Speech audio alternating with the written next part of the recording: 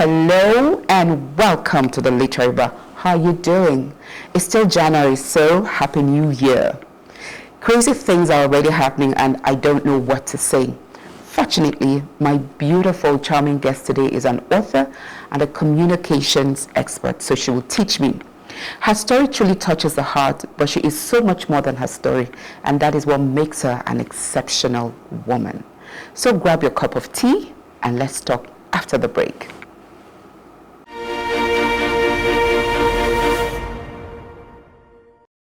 Words take on meaning from acceptance, especially from consistent communal usage.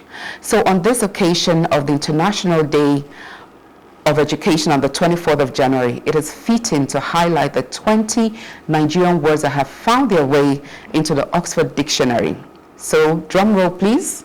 Jakpa, Eba, Agberu, Area Boy, 419, Abi, Naija, Jand, Janded, Yahoo, Yahoo Boy, Gili, Suya, Edo, Kanuri, Adire, Yarn, cross-carpet, cross-carpeting, and dust.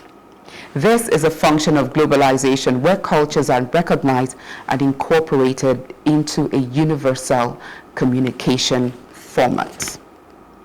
Mr. President recently lent his weight behind the ban of the alphabet soup bowl of the so-called deviant sexual group, LGBTQAIA+ in the Nigerian military.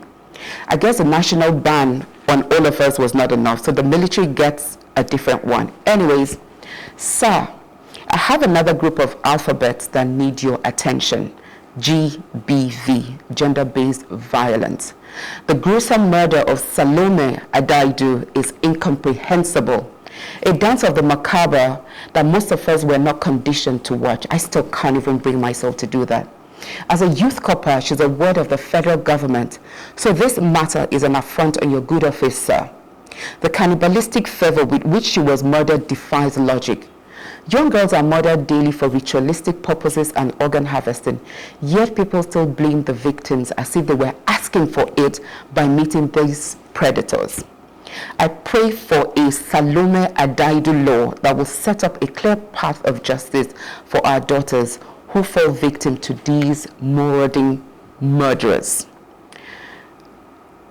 I'm so upset, but after the break, we will meet Omotayo and she'll help us make sense of some of these things that are happening.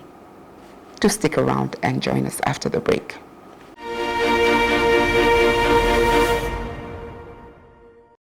Omotayo Henry, our beautiful guest today, is a performance consultant, a relationship expert, and the creator of the Red Shoe Method, a transformative framework designed to help men and women resolve conflicts and navigate difficult conversation in their professional and private life. Her mission is to help people take courageous steps towards understanding, healing, and authentic communication. Welcome, Omotayo. Thank you, Chinedum. You look beautiful. Thank you. So do you. I take it. I'm learning how to talk, Abi. Learning. Yes, yes.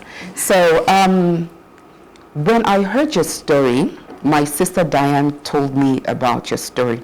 But what she told me immediately got me, oh yes, women, this. But when you told me the story, I had a better understanding and a better appreciation of the woman that is sitting before me today. So before we go into the performance coaching consultation, the aspect of communication, which is really what you're about, which is what has led you to this place, can you tell us a bit about what led you to the Red Shoe Method, which is part of the book on the review, What to say when you don't know what to say. Yes. Yes. So the Red Shoe Method is a framework I put together at a time in my life where I wanted to learn how to better communicate with my kids, actually. The Red Shoe Method was created from a place of need. At that time, I had an issue with shouting. right? And I felt this huge guilt after yelling, and I could see that I was stripping my first son of his self-esteem, and that was not what I wanted. Okay. So at that time, it helped me deal with that, and I've also helped a lot of women deal with how to communicate constructively with their kids without having to yell. Yes, there's a place for that, but what we find is that that's the only tool that women use these days. They don't have any other way of speaking. But shouting. Shouting. But why red shoe? What is specific about a red shoe? So if you have the idea of red shoes, just imagine a woman in her red heels and bold red, just like the beautiful shade of red on your lips, and she's walking across the room, and she has her body held high in such a way, and she's speaking the way she commands the room. So it's more of confidence, speaking in alignment with who you are on the inside, at the same time holding on to your important relationships in a way that is meaningful to just not you, but the people in your lives. Okay. So the whole idea of the red shoe method is creating a plan for you, customized to you, in a way that you would speak, be heard, and constructively also hold on to that relationship. So that is it's a play on words, but it's also about my life, and I love red. So Okay. that's why I chose red shoe method. Okay. Yes. So the red shoe method helps you to communicate better. Yes. So this is tied to the book, the book Yes. title, knowing what to say when you don't know what to say. So confidence, you closely link to red. Yes. The red, the woman in her red shoes, all pumped up and ready to go with confidence. Exactly, yes. So that would help her communicate better.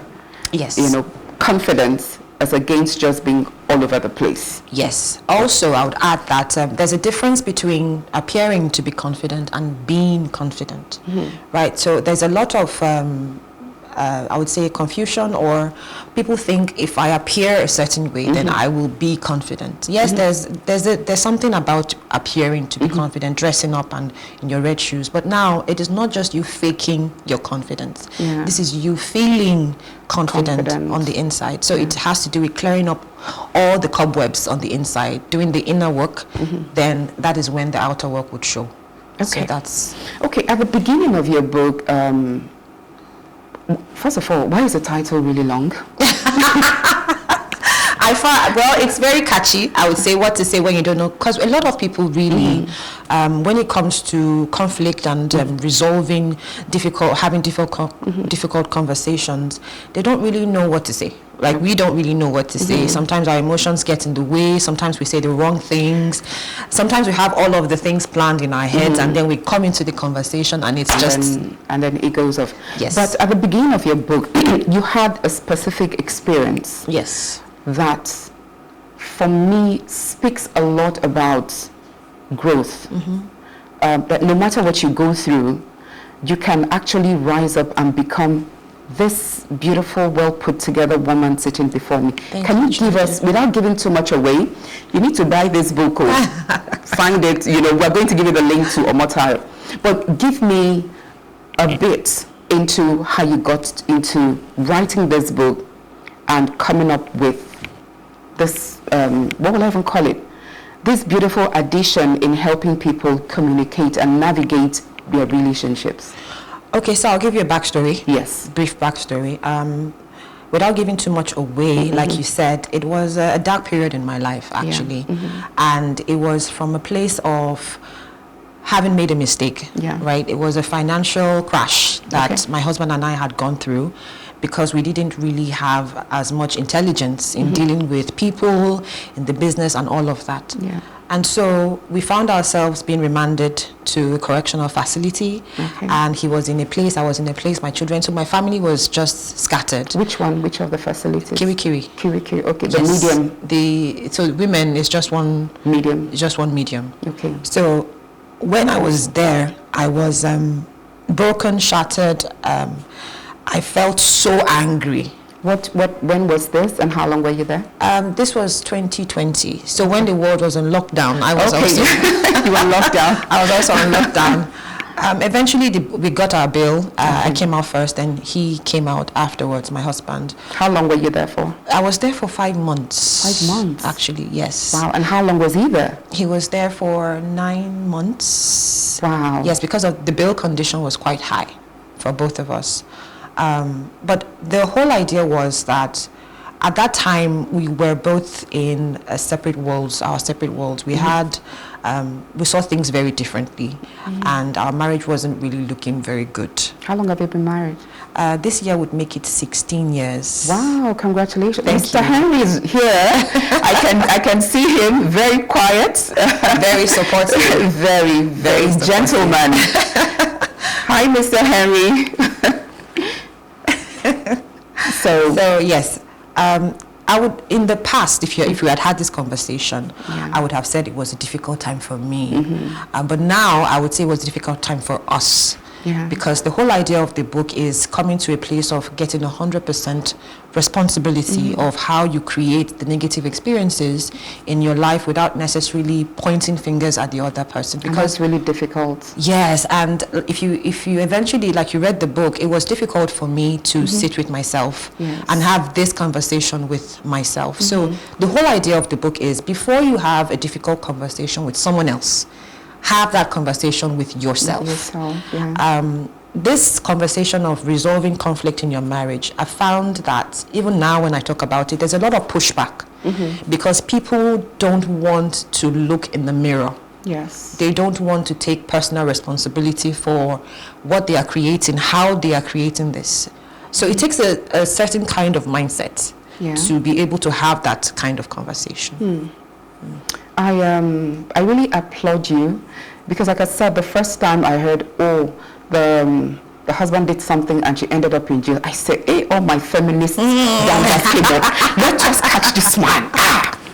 And then that was when my sister stopped. But then speaking to you, and I was happy that the resolution was different from the usual, leave him, he's useless man, and all that, he messed you up and things like that. But like you said, he didn't want to be there. He didn't want to give up his position as provider and taking care of the family, and even he as a person. And when we start blaming people, we never wonder about the other person. And so that is where communication is difficult. And again, like you said, we don't like to tell ourselves the truth. So I think it has to do with this thing about the truth being naked. So it's difficult to stare at a naked person. Yes. It's really, really difficult, except there's something wrong with you. But if you're staring at the truth and you had something to do with it, I think Michael Jackson's song, The Man in the Mirror, captures, it's one of my favorite songs. Me too.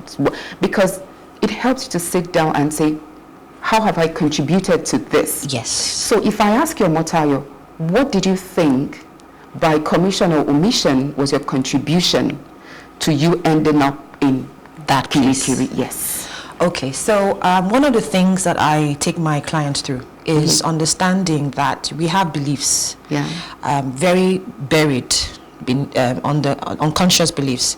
One of the many that I uncovered was that I had the belief that if I am in the presence of someone who is more charismatic, who is older, then they know better. Then I just take a back seat mentally and let them lead the way. For a long time, I was a follower. I thought I didn't have a voice. I thought that whatever this person says is it, then let me... So no matter what it is that is happening on the back end, telling me something is wrong, you should speak up, say something, I would just say, I'll shake it off. And so when we were having the crisis, or before the crisis happened, I had spoken to my husband. I had given him my point of view that something seems off. But then I trust him. He's still a very intelligent person, very resourceful, and he always believes the best of people.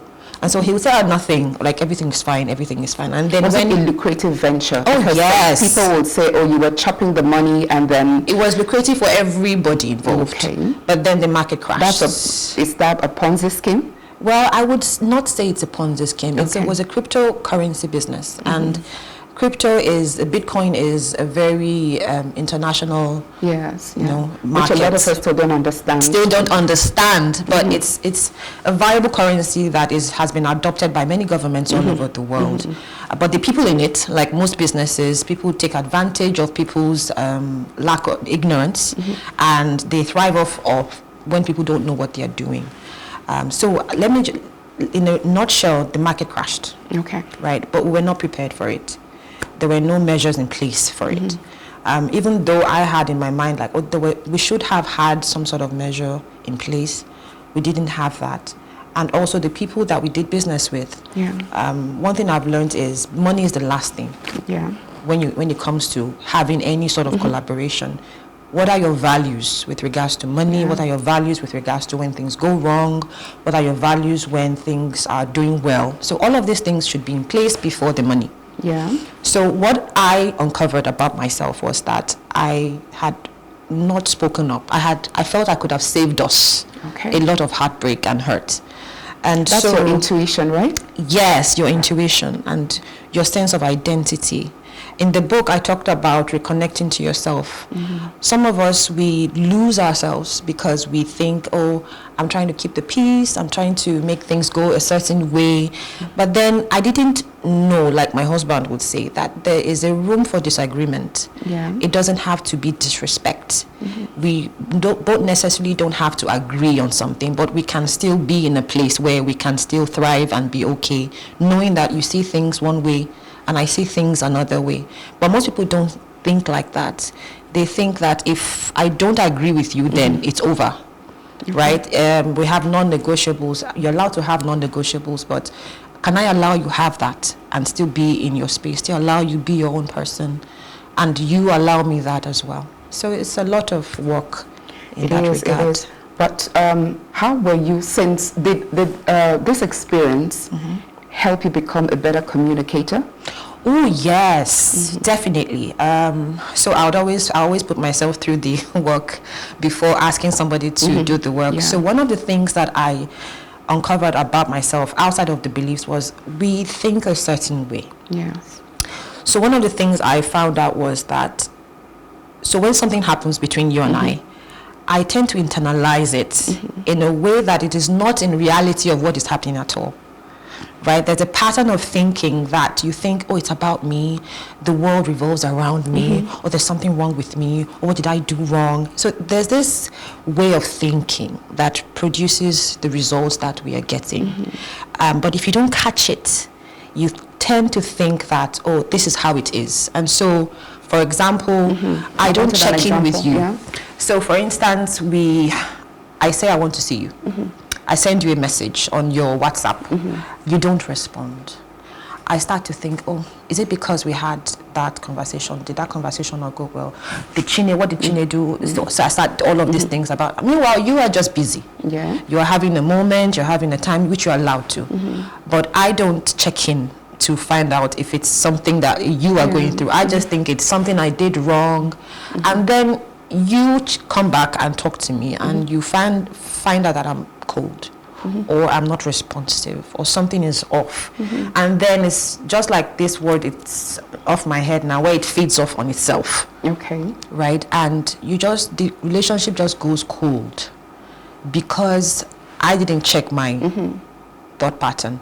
And you are beginning to now behave a certain way, and then you are reading the behavior. Yeah. And so it's just this It's messy crazy. I had something happen similar, but mine even got really, really terrible at the end. I was supposed to go somewhere with a friend of mine, Anne, God rest her soul. But then she wasn't responding. I'm like, Anne, what's happening if you know you don't want to go? And then a few days after, the husband called me and said, Anne is dead. Wow. I'm looking at my phone like, all the while I was sending these messages, my friend was in the morgue. Wow. That must have been hard for you. Yes. And I think that taught me a lesson, like, if you don't hear from somebody, just wait. It could be anything, but it has nothing to do with you.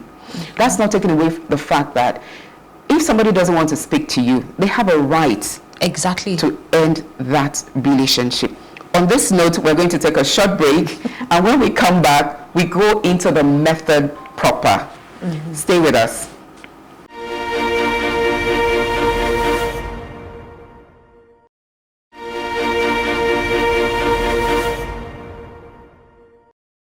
Welcome back. If you're just joining us, where have you been?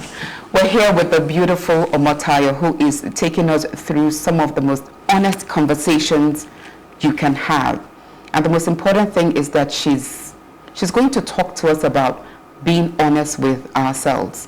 Sometimes the biggest problems we have in a relationship is the second person in the mirror when we are looking at ourselves. So that is just between you and you.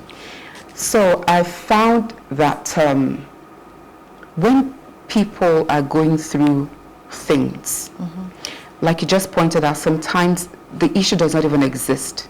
We overthink ourselves into problems that do not even exist.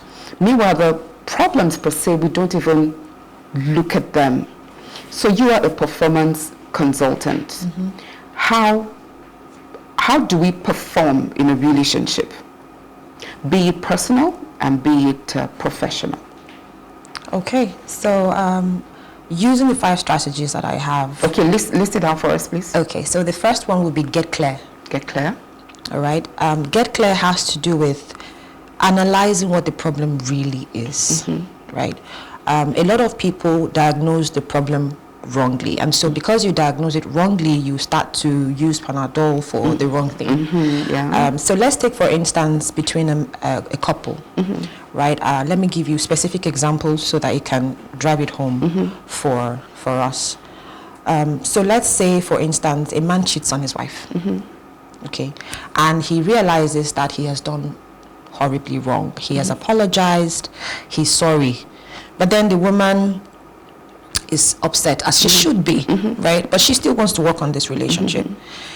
If the man doesn't handle it correctly, he would lose that relationship, especially when he starts to think, I've begged you now. What else do you want? Actually, I didn't kill somebody. What else do you want me to do? And then, of course, if he's not careful, he could lose that relationship. And the woman herself has to come to a place where she decides, what exactly do I want from this? Do I want to continue? And whatever that comes from this decision. These 5 methods are the red shoe methods. Yes, they are the buckets. So getting clear requires that you diagnose the problem correctly. And sometimes when we diagnose the problem, it's about the other person. Okay. You are wrong and it's your fault. We don't ask the question, what am I doing to create this? What's my contribution to this? What is my contribution to this?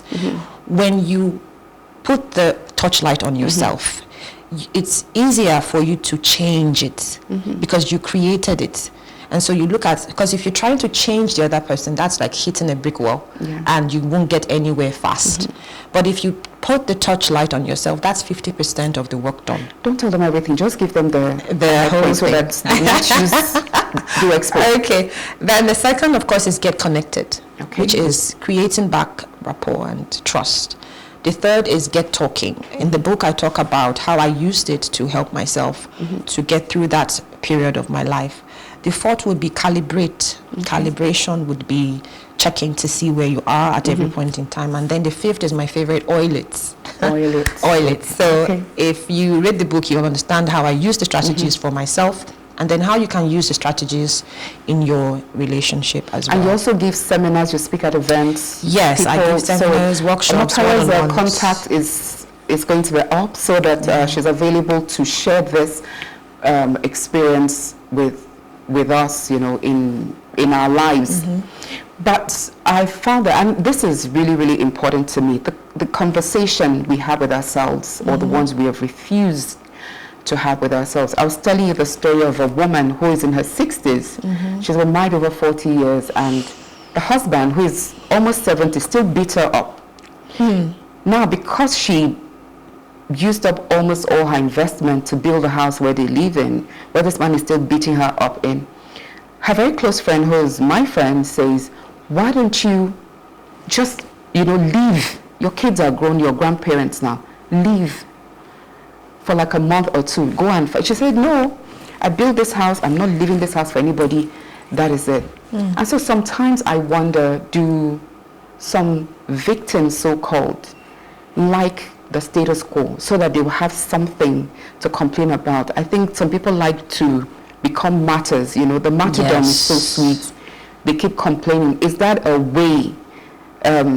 What sort of a conversation can save this person? What sort of communication can save such a person and other people? So what I would say is, like we had this conversation earlier, people are attached to their problems. They call it my depression or my situation, and there's this almost this pride that comes with I'm suffering. You don't even know what I'm going through. And there's this pity that they get from being they feed off from it. So the first thing would be understanding that there's something you are benefiting from this. Yes. Right? There's something that you are maybe not even aware of. Yeah. You must tell yourself, get to that point where, and it's tooth and nail sometimes, you get to the point where you admit to yourself that I am allowing this situation by creating it because I am getting something from it. Yeah. And also asking and answering the question, what am I pretending not to know? Yeah. Right? And then, of course, there's a way where we can now, whatever the benefit is, there's a more structured, healthier way to get to that point. Just like somebody who is addicted to smoking, right? He wants to stop smoking, but he's addicted to it because of the benefits it gives to him. Maybe he's part of a community. Yeah. Maybe when he takes that deep puff, there's something that happens to him. So can we reenact that feeling in a more healthier way? Is there a process we can go through to help you get that feeling without you destroying yourself in the process? Okay. So that's the conversation we have, or the person will have, in order to create a more meaningful experience for themselves, including your friend as well. So, of course, there's a whole lot of backstory that we don't know from this, your friend. Yes. All we know is the surface of the man beat her. There's a lot that is going on that she has allowed, and so many things that we do not really know.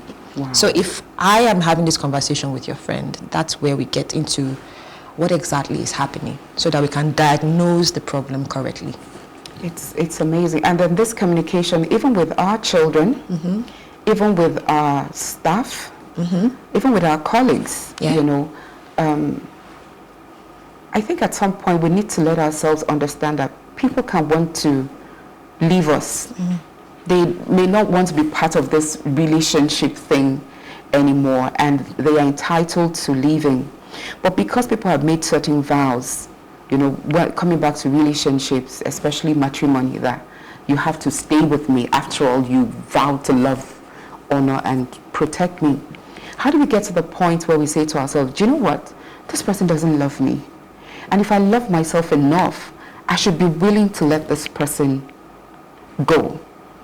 But I think that's a very difficult conversation to have between a husband and a wife. Because, I mean, they're the main group when we talk relationship. Or even boyfriend and girlfriend. I mean, someone has promised to, or you've dated him for 8 years, whatever, and one day he gets up and says, in conclusion of this matter, I no longer want to be with you. So it's, how do we come to that? Because I think if we start to honor ourselves with the truth, our lives will be better. How do we convince ourselves of the truth in the situations where we're in? Okay, so if you hear me in the marketplace, Chinedum, I am very anti-walk away, quick to throw in the towel because it's not working.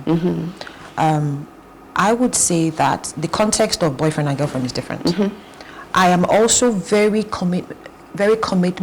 There's this standard that I have with commitment, and you choosing this person. And I would say that there is no marriage, there is no relationship that is irreparable. As long as the two of you are ready to work on your relationship. And I dare say, even if it is one person willing to do the work, the other person will come around. That's a bold statement, a bold claim, but I've seen it happen for myself. I've seen it happen for other people as well. And if you're not So there's this thing I would say: if you're not ready to have this conversation, then don't start it. Right? You must get to the place of willing. Yeah. First, you must be willing. When you're willing, the conversation is easier to, the journey is easier to take. So for this example of your friend who says, okay, like you have said, yes, they have a right to walk away. They have a right to saying that they no longer want this relationship. But we really must have that conversation that how do we know? And how do we know that this is what the person wants? Don't people fall out of love? So love for me is a commitment. It's a verb. It's not something that, it's not a feeling, right? It's a choice. And that is where the power is. You choosing this helps you stay in it no matter what happens. And I think for people who truly want to work on their relationship, if you truly want to fight for it, you will find a way to work on it and make it work. So love for me is work. It is commitment. It's a verb. It's not just a feeling. So whether or not Mr. Henry says that I'm not going to do anything for you anymore, I made a commitment to this relationship. I'm going to hold my end of the bargain as long as possible to make it work in a way that is constructive. Now, people think and say, oh, what if I lose myself? What if I'm dying? Like the woman who's been beaten for the past 40 years. Yes, so like I said, it's a conversation we should have with her. I would want to have with her to know what exactly is going on here. She's providing love for enough for two of them, like you just said. So because we've had this conversation before, and I always say everybody has a right to what they want, how they feel. But if you truly want to work on your marriage, it is possible to get to a point of resolution that is constructive. That's what I truly believe. Okay. So, but anyways, I mean, last year we had this celebrity couple that went their way. The man followed another woman. So in that case, what is the first wife supposed to do when she said she didn't sign up for polygamy? The man has gone away. Yes. So she can't, of course, tie his leg. No. He still wanted her and the new chick. Okay. He wanted two of them to be in joint matrimony. That's polygamy. Yes, it is. But he says, stay. I still love you, but I also love this woman. And the first one says, no. I can love you, but I cannot love you with this baggage. So in that case, somebody wants to provide love for 3 people. And somebody says, is it either you and I? And as it should be. So in that case, what does she do? What does she do? So I would say that I have my standards and principles based on the good book, right? There's nothing, everything is rooted there.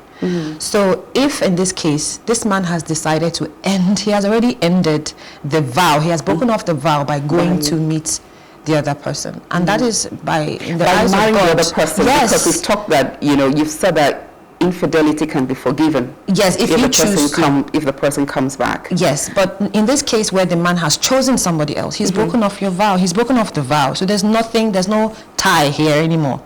So it's not like she has to stay in this polygamous relationship because it is, number one, not what she wants, and number two, in the eyes of God and man, the marriage has ended, right? It has ended, and that's the principle I stand on, really, because nothing else makes sense if you don't stand on certain principles that have... That'll be standing on that red shoe. Standing on the red shoes, exactly. Standing on the red shoe. Well, anyway, all beautiful things have to come to a temporary end because our conversation really has to go on onto this. But like for 2025, I believe that people, well, I'm a woman, so I have to speak for my people. We need to understand ourselves. We need to learn to have better communication, self-talk, even beyond a husband, boyfriend, whatever relationship, us as people. Because a lot of us don't even know what we want or where we are. So I think our next conversation is going to be about women of a particular level who are wondering what next. How do they navigate that this point, without people throwing the ageist thing at them? So be like, so they give you assignment now. Bring it. So that you will come and tell me how women will navigate a better life after a particular age. Certain age, yeah. Yes, or after a particular situation. Because if you had your kids early and maybe they go off to school and you're just there, you don't know what to do with yourself and your time, maybe another talent needs to be reborn. My producer will be wondering why I'm talking about another thing now. So because the conversation is about self-talk. It's about self-talk. Yes, and we're still communicating, Abby. Exactly. We're still communicating. Anyways, Omotayo, I can't thank you enough for your truth, being very honest with what has happened with you. Like I said, the first time I heard, she was a guest of the federal government for a film, like, and one man took her there, like, Hey, pitchforks. We are going to beat this man up. I've seen Mr. Henry and he's so lovable, so we'll just cuddle him, we'll not fight him. Anyway, Omotayo, thank you so much. Again, your book, say the title because it's so long for me. Okay, so it is What to Say When You Don't Know What to Say. 5 strategies for having difficult conversations. The red shoe method. Yes. Okay. Yes. So, in conclusion, I want to thank you for a most impactful session. Thank you. And you're such an inspiration and a blessing to everyone who's listened to you today. And I really appreciate your time here with us. And to you out there, I'm grateful for your time. Communication opens up your world, so use the right keys. You find it in Omotayo's book. So remember that the literary bar is always open. For more, please follow us on Facebook, X, and Instagram, and just subscribe to our YouTube channel at Plus TV Africa. You can watch us on DSTV channel 408 and on YouTube. Make your life a great story. My name is Chinedum. Bye-bye.